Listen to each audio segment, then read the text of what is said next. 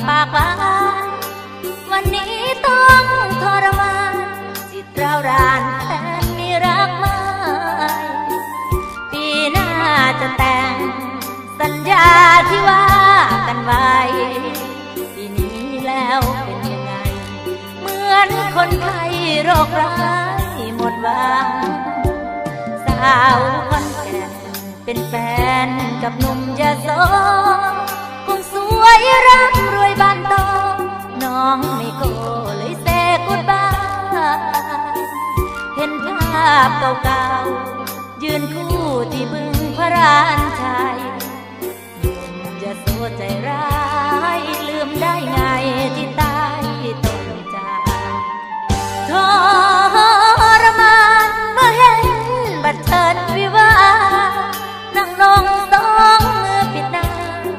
ปาดน้ำตาเหมือนฟ้าสั่งฝนเขาแต่งกันแล้วสาวคนแก่นกับแฟนของตนวอนไหว้เทวาเบื้องบน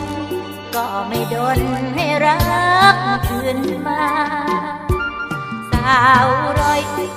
เข็ดแล้วกับคำว่ารักซึ่งแล้วกับความอกหักขอลารักตัดใจสุดท้ายขอพึ่งใบบุญลืมแล้วกับคนใจดำสาวร้อยแสนช้ำมุ่งสู่ทำรักษาแท้ใจ